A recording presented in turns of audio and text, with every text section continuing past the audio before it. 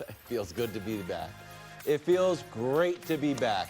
You know what? Let you had a nice run of the AFC. Buddy, But the team of the century is back. Really? Well, we're in first place. I mean, you are calling out the Chiefs like that? I mean, you've been in first place in the conference since Brady already, for the record. Oh, You were in first place once with Mac Jones. Listen, I'm very pro-Patriots Day. I even had a celebratory FaceTime for you. But don't get too big for your britches. It's too late for that, Nick. I mean, team of the century. We're back. That's not a big deal. You guys had a great run. You had an amazing run. Wow. No doubt about it. We are starting with the team of the century. After a prolonged dynasty gap year in which we found ourselves, more of like an eat, pray, love thing for a few years, the Patriots are back atop the AFC. Drake Maye, outstanding as usual. Travion, 3 touchdowns. He looked amazing. Travion a lot. Brew, we're going to start with you. What have the Patriots proved to you over the 8-game win streak? Few things, and congratulations. It's been a nice win streak. Stay, even keeled. No, I'm not going to do anything. I'm a cool, calm, and collected. Thank you, bro. Appreciate that.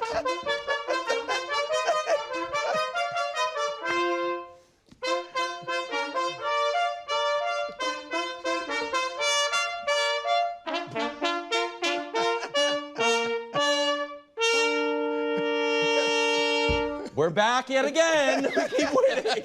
Same bit with some paint on it. Sorry, Brew. You got me back for all those times I've nailed you with the I love misdirection. Because I really had no idea that was coming. really? I know. I probably should have, but I didn't know. Brew is what so was going locked on. in. No one saw the Patriots coming. It's okay. I didn't see the guys. No, I saw the door. The door's been all over. They weren't off stage, Brew. They were 6 feet behind you. I'm zero in. Tunnel vision. That's locked in. That's right. No, Brew, I'm letting Brew go. I get to talk? Yes. All right. First thing, this is just the latest example that coaching is huge in the NFL. Think? Yes. Right? You get the right guy or the wrong guy, and it matters more than the NBA, more than Major League Baseball. This sport, coaching is huge. And, I mean, they won 4 games last year. 4 games last year. And I know there's obviously been some roster turnover, but I think, they had the 11th most roster turnover. So, by Nick's math, that's average, so a league average. So, I think that's number one. Andy Reid, Chiefs go from 2 wins to 11 in his first year. Sean McDermott, Bills didn't make the playoffs for 17 years, make it in his first year. So coaching matters. That's number one. And what that good coaching leads to, 2 things, defense. So you saw the defense 22nd last year, I believe, in the league in scoring defense. Now they're in the top 5. And so that is one sign of it. Offense has improved greatly too. But also the culture that a coach establishes. He was talking about a program in that clip. And by culture, I mean the mentality, the maturity. Well, I love all this. For a team with a second-year quarterback that is, I think they're actually the 11th youngest team in the league. That's not that huge. Average. But they're a relatively young team, haven't had success. Most of these guys have had no success with the Patriots, most of them. To have a team like that locked in, where we just saw Buffalo have a letdown. We've seen great teams. The Eagles lost to the Giants, blown out. Like, the greatest teams can have letdowns. And they coming off 6, 7 straight wins to not have a letdown. And you look through the wins. They had 4 games against teams 6 games when they won against teams 500 or worse. They've beaten those teams by an average of 14 points. So they are blowing out the tomato cans or mediocre teams in the league for the most part. And then they face 2 tough teams, Buffalo and Tampa Bay. They won by an average of like 4 points. But so they are beating the mediocre teams the way you should, and then playing well against the top team. So I just think he's really established a great culture there. And I'll say this lastly about Drake Maye. You can keep going. I think you're doing a great job. Well, here's what I'll say about Maye. For this year, you can crown him, right? He's in the MVP race. Yes. He's second on my ballot for MVP, all that. And we'll see what happens if Stafford has a letdown. He could be number 1. I just would say I'm not ready to crown him overall, I though. think I am. Really? Yeah. Because I'm looking at what we saw. No, like he's legit for that the rest. That he is a perennial top 10 quarterback in this league, and he's going to flirt with that top 5 as much as anybody can. That part's fluid. No, but I mean, I think. Go ahead. Sorry. I think I would think he's going to be that. Like, I love everything I see. And I get why y'all bring up Jaden Daniels. Yeah. Jaden was, to your point, slight, and he had a lot of running, and his numbers weren't huge, you know? So you could say, you know, we got to see more from him. But CJ, like, I was looking at Drake, I was like, I don't see anything that makes me think he won't continue to be great. I didn't see anything in CJ either, though. Offensive line wasn't that great. Doesn't it feel they made their offensive line worse on purpose somehow? But doesn't it feel sturdier if a guy does it in year 2 versus a rookie? Because he already dealt with some growing pains, like he's had some struggles. His first year was weird anyway because, you know. Who's the his we're talking about? Drake. Yes. You know, he didn't play all the games. I like him like you do, but I'm just not totally ready to two musical segments. Do you want to go or do you want me to go? I want you to go if it's going to be complimentary. Well, the open to the show grinded my gears a bit. You acting. That was Colin. That was your idol saying that. No, just parroting. Listen. Oh my. Colin occasionally wakes up in the morning, he's like, I thought of an amazing take, and he does it. And because of the way his brain works, he doesn't realize he did this take in August. Like I've already been inculcated from or immunized from the pain of hearing Colin say the Chiefs dynasty is over because we had that whole argument with him 3 months ago. So let's set aside whether or not the Patriots have now surpassed the Chiefs as the team of the 2020s. Sure, we'll table that. Let's call that, you know what I mean? Till they morning win a after game. bliss. How about that? I FaceTimed you yesterday after the Drake Maye push pass, and I think it's the first ever time that I have FaceTimed you, and it's not to either mock you, record you for social media, I'm like combing my hair, or bask in my own team's glory, because he's that guy. If you were to ask me, hey, every quarterback younger than Lamar, so Lamar, Josh, Patrick's generation, doesn't count. Right. Every quarterback younger than Lamar, you can have any one of them moving forward. He's the guy I'd pick. Yeah. And I know for you that's obvious, but so a lot of people would say Jaden. Danny would say Herbert. Some would say Caleb. Like, there's people who have different opinions. I'm saying I would say Drake Maye. Okay. That's long term. For this moment this year, and this is the part that I think you're going to like the most, they are going to be the 1 seed in the AFC, I believe. But that's, conjecture, obviously. What I know is, for me, I will pick them to win any AFC playoff game they play except for against the Chiefs. Wow. I think they are legitimately, right now, the second best team in the AFC. My goodness gracious. I really do believe that. I don't think KW, it's just I wasn't ready for that. I don't think it's just a product of the schedule.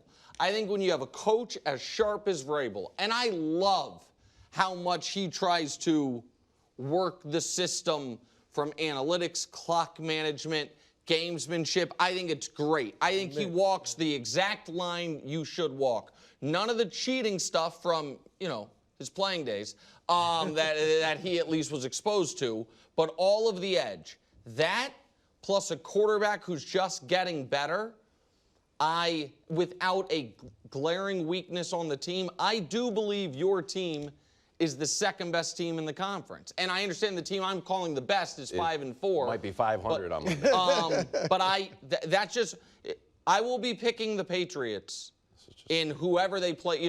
Until they play the Chiefs in the playoffs, I will pick them to win their playoff game. Okay. Yeah. So I have one bit of soft data and some hard data. We'll start with the soft data. Brewer, do you have a new show, Pluribus, on Apple? you seen I've this? seen the new the Vince title. Gilligan show. Have you started? Yes. Yeah. Okay. I don't know. Brew, I got to tell you, I don't think you'd like it. No spoilers. But it's sort of like it starts with a classic scene that nerds in a lab are getting signals from space. Yeah. It's the classic satellite dish, I found something. Yeah. That is me. And then you have to gather around all the other scientists. I'm one of those scientists, and we're gathering all the Patriots around. Like, we see something right now. We don't know what it is, but these little blips make it feel very reminiscent of the championship Super Bowl teams. This is still the soft data. We played the clip of Vrabel saying, I'm proud to be your coach, appreciate how hard you play, but I'm going to enjoy some time away. LOL. Drake comes on, says he loves the team. A lot of love. It's a very loving team. Yeah. Spillane goes to the press conference afterwards. While everyone's leaving, I wouldn't be surprised if we have 30, 40, 50 guys here over the weekend. Soft, but there's something. Are you guys on the bye? Oh, no, over the weekend. Mini bye. Oh, mini bye. Mini okay, bye. Got no, it. we got the Bengals. So there's something special that I think everyone feels. The hard data does throw up whatever you want, whatever order of these full screens you have. 11 starts this season. season. From Danny? This is Opta. I mean, no, this one's clean. No other quarterback in NFL history has put up those numbers: 2,500 passing, rushing, 20 touchdowns, completion percentage, 800 winner in the history of 11 starts in a regular season. Our ranks, we talked about it last week. They were top 10 in everything. Not even last week, on Monday. And then our 9-2 stat starts to feel like. What's your 9-2 stat? Again, everyone's not being fed the same Patriots algorithm as you. Here's the 9-2. See, so this, KW, I just said all those things. There's no other way to interpret this. Except all of those teams did have, all of those teams but one had prime Tom Brady, and the one that didn't have prime Tom Brady had far and away the league's best defense. That's the only, and you guys have neither right now. And again, I just said I think you're the second best team in the AFC. This one smarts, bro. This one hurts. This is the first. Because it's a challenge. This is the first to one. You're like, uh-oh. No, I don't think that 5 years after Mahomes retires, that if I'm like, hey, this Chiefs team checks a lot of the same boxes as, one of all of the Super Bowl champion teams, and the quarterback at the time is a year 2 player who's never won a playoff game, I don't think those will apply. I think that you have all of those, the last Patriots team to do this, they had, those teams had prime Tom Brady, except for 03. I think Drake Maye is actually better right now than 03 Brady. Individually, but I don't think this is where the gulf is. And I'm not raining on anything, but I'm just trying to see where your brain is. Being top 10 in a bunch of stuff is amazing for what your expectations of the Patriots were coming into the year. Being top 10 in a bunch of stuff is not good enough to win the Super Bowl typically. You need to be the best in a couple things, second best in 1 or 2 things. Like if you're talking, I think you are talking about this team winning the Super Bowl. Well, if you're the number 1 seed with a bye, I think that you have to. Absolutely. And so, no, listen, I think that's fair, but I'm saying the stats that you're pulling, the top 10 in a bunch of stuff, is not the statistical profile of a Super Bowl winner. Statistical profile of a really good team. The specialness, though. This is really interesting. What's I'm that? observing this human. Gentlemen, thank you as always. Do you mind playing us off? You made some good points. You want to continue? No, Brew wanted to. I had a Brew had a point to make. I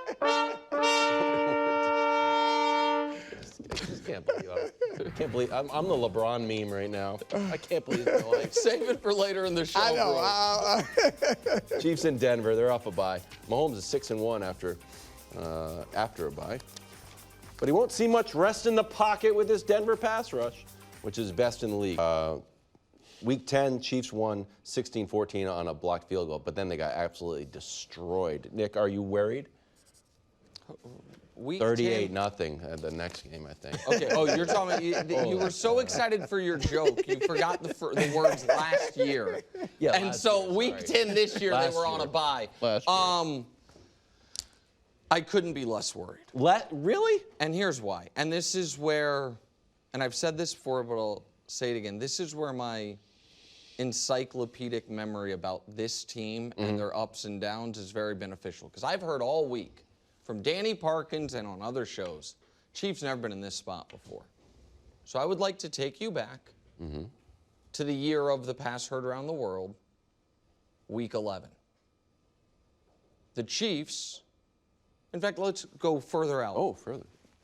First place in the AFC was a team no one saw coming, and guess who the coach was? Mike Vrabel.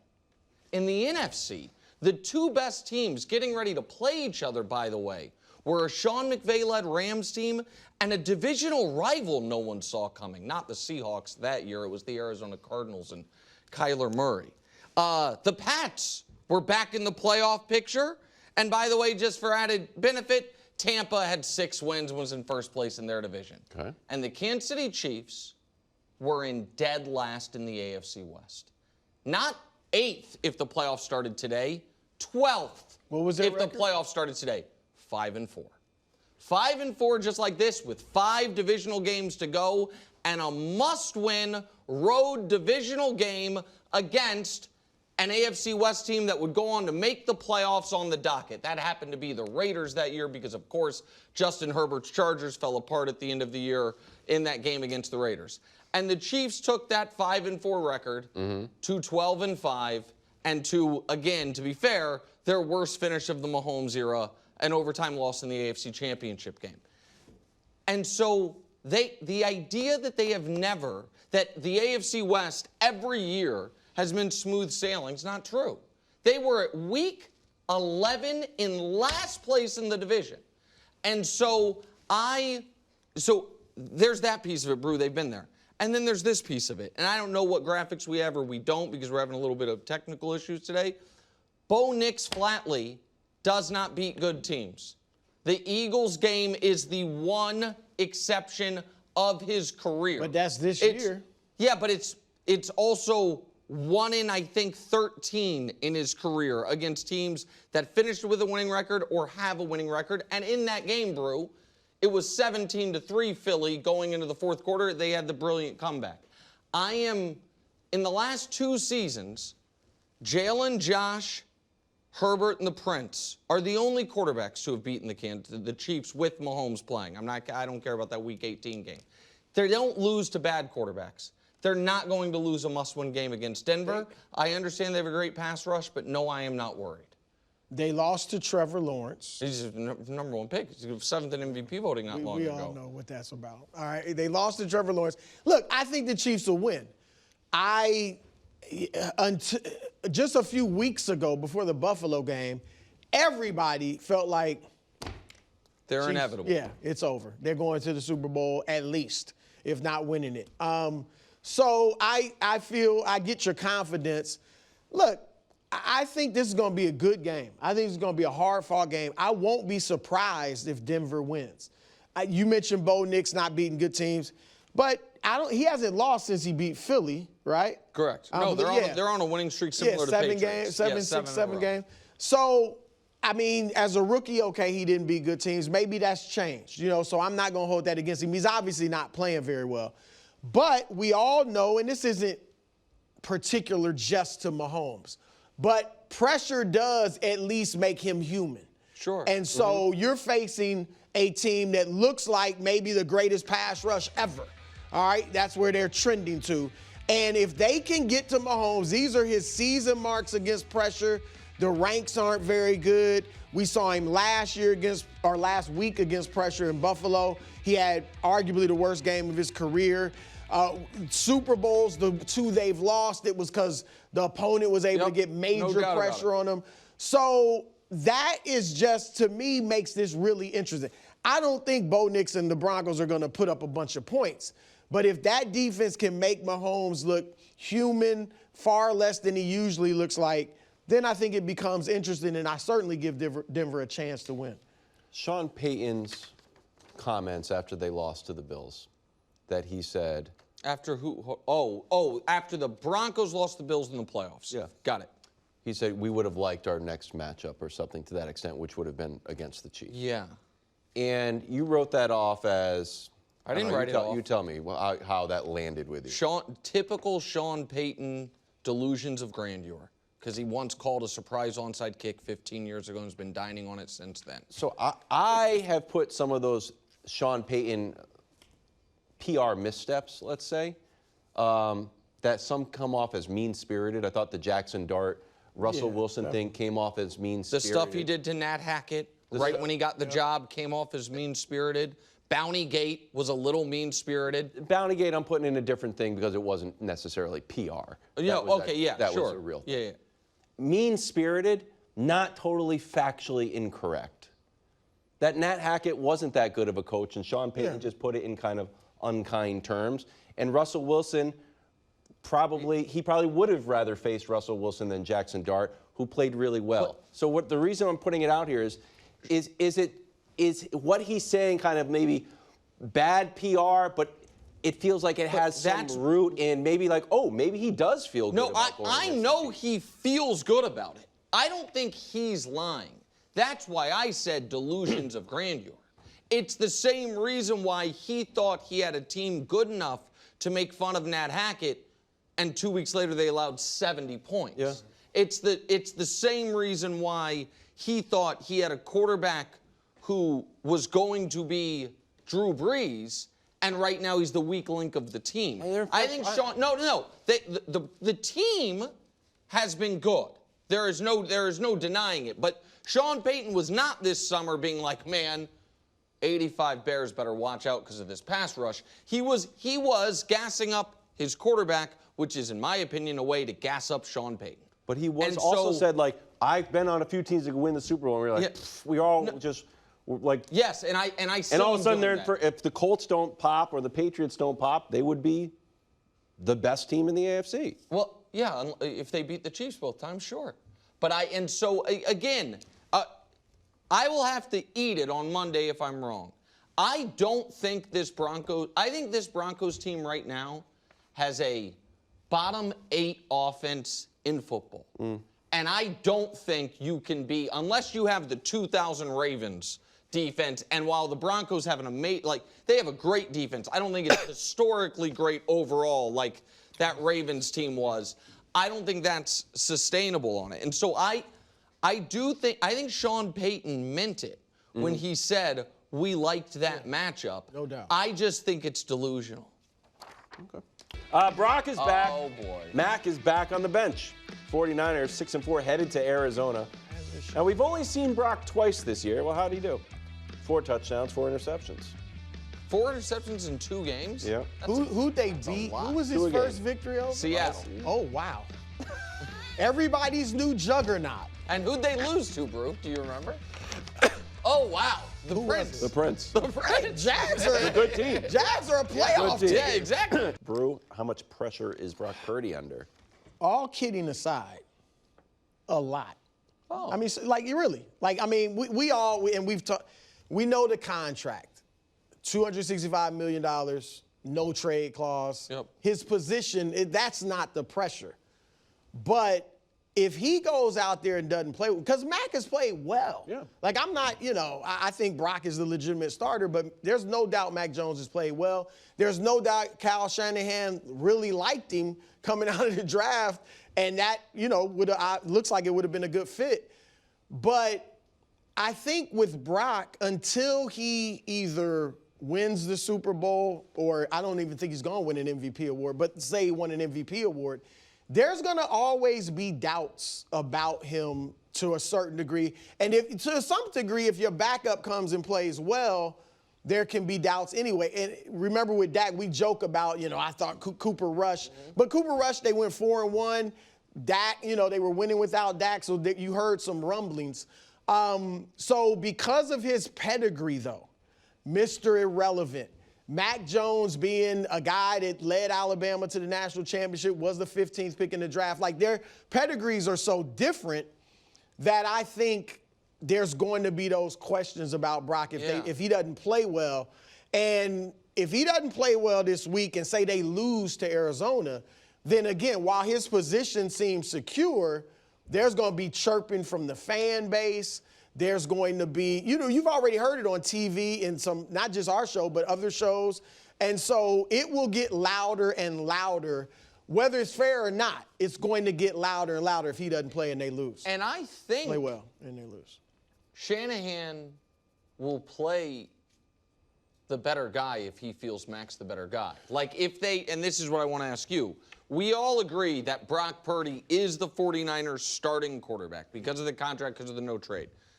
But we also now have proof of concept that despite all of their injuries, this is a competitive football team. Yeah. This is a team that, and in the NFC right now, is in the thick of the playoff race.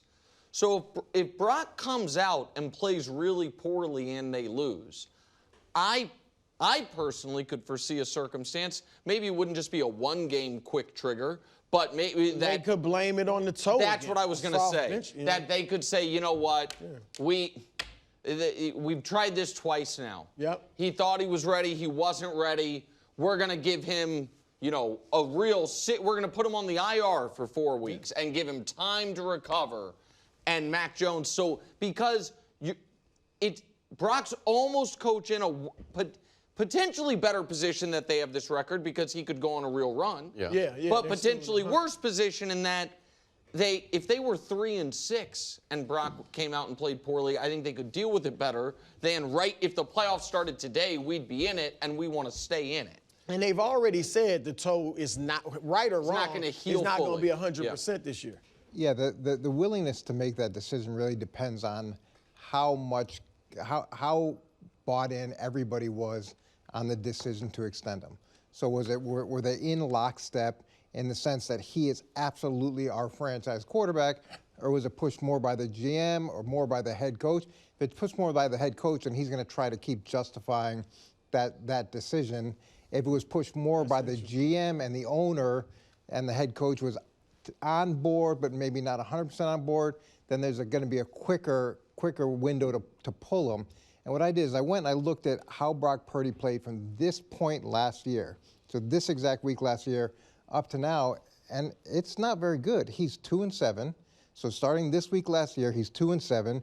He's missed 8 games, and he's thrown 12 touchdowns and 9 interceptions.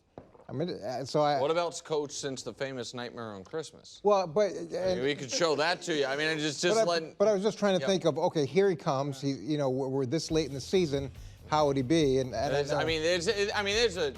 no tackle that turned the tide, and it's no TTL, the lecture that led to the losing. But Brock Purdy, up until the Ravens annihilated him in that Christmas Day game, was a man on fire, and since then he's been a sub-500 quarterback. Is that the year they went to the Super Bowl? It is.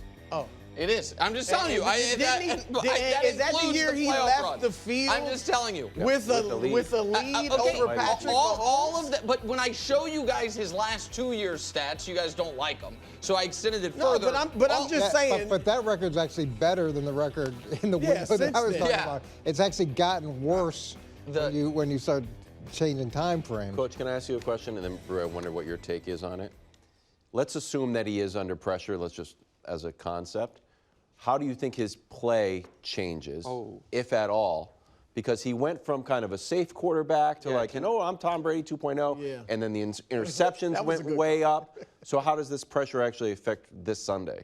Well, since he has become the guy, there's pressure that comes with that, and the performance hasn't measured up to that. So the pressure seems to be having an effect on him. So now if he comes in at this point, and not only is he feeling the pressure of being the guy, but he also has the pressure of another really viable person there who's winning games.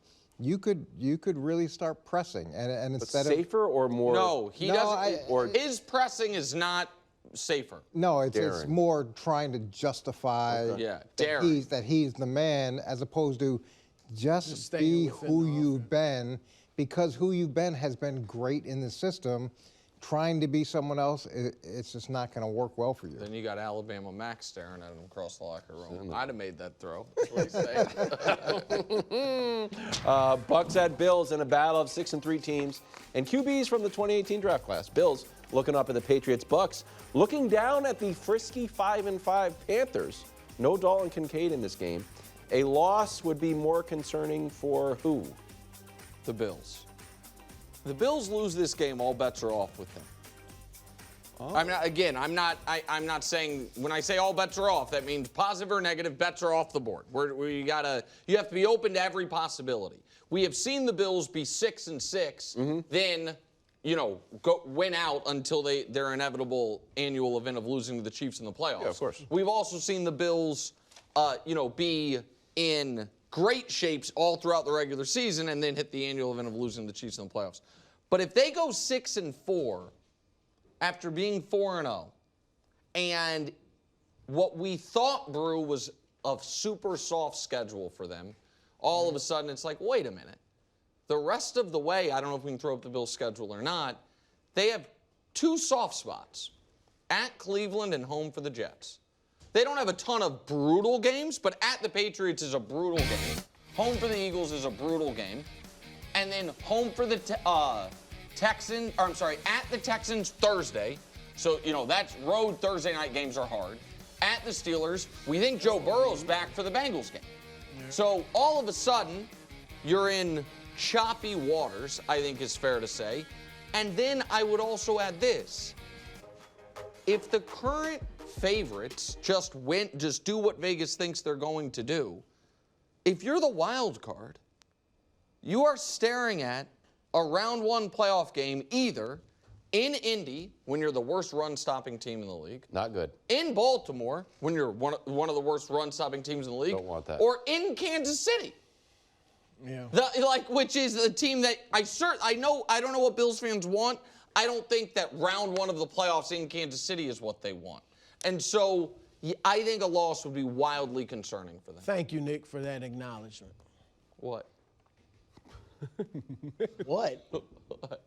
I mean, that was a roundabout way of saying my Buccaneers are just cute. No, that's not what it is at all. What other Super Bowl contender, if they fall to 6-4, I know the Chiefs would rise to 6-4, but fall to 6-4, are we gonna be like, it's no big deal? That could be on the verge of 3 straight the losses. Lions this weekend. If the Lions could lose this weekend, they'll be 6-4. That'd be a big, but they're playing the Eagles, who are they're playing the Bills. Are they defending Super Bowl? They're at the Bills. Okay. It's a great point, bro. No, look, I do agree, but I think the Buccaneers are just cute. They don't have the division challenges that the Bills have, and the Bills, look, coming off your worst game of the season. If you can't either get up emotionally and play at your best or beat this team at home, then you're just not as good as we thought you were. And so that would be the major concern. But yeah, the Bucs, look, I think the Bucs are going to lose 3 straight. They'll be 6-5, but they still should comfortably win their division. No other teams over 500. And, they'll be fine. But yeah, the Bills, it'll be huge if they lose. Yeah, it's going to be challenging just because of the divisional aspect of this, and where Tampa's division, they could lose, and it's kind of like the AFC North. They're still really in control of it. And I don't see them, if the Buffalo sneaks in the playoffs, I don't think any of those teams that you mentioned are going to be really excited about playing Buffalo either. I totally agree with that. It's a bummer for those teams. I agree with you. Yeah, it'll be disappointing. It'll be disappointing in light of their last game. But when you look at who they beat, I know Kansas City is unbelievable at 5-4. I get it. I get it that was the absolute biggest victory in the world. But they really haven't beaten anybody. I think Carolina was the other significant victory, and they're 500. In week 1. Yeah, but that was Baltimore at that period was not the team that we all expected them to be. So to now lose to another team that's in the mix, coming off that victory, you've got serious question marks in terms of how good you really are, and alarms are going to keep going off in that building. And I agree with you, Coach. None of those teams, all of those teams would be like, you got to be kidding me. Our round 1 playoff opponent is Josh Allen. And so that is true. What's also true is this. When we throw up those Josh Allen playoff stats, what is carrying the vast majority of those stats are annual week or wild card weekend playoff games against totally overmatched teams. They have faced Skylar Thompson. They have faced Mason Rudolph. They have faced, Mac Jones. They have eaten up bad 7 seeds in Buffalo in round 1 of the playoffs, and they've always been home, you know, in round 1 of the playoffs. So that would be different. To Josh's credit, Our Josh or Josh Allen? shout out to our Josh, but Josh Allen. Okay. And Mac Jones was the quarterback, but he destroyed that Patriots. Yes. That was a Bill Belichick defense that he just lit up. But it was the He was 7s. unstoppable. My point is, no, I know. He has, I think, 4 playoff wins, at least 3, maybe 4, against a seed that up until 5 years ago didn't exist. You know what I mean? They would have just been buys. Yeah. And so. Yeah, but he also has the ability to be Superman at any given game, and you're going to be bummed out if you. Oh, thanks for watching. Subscribe here to get more from the show and to check out clips from other shows on FS1.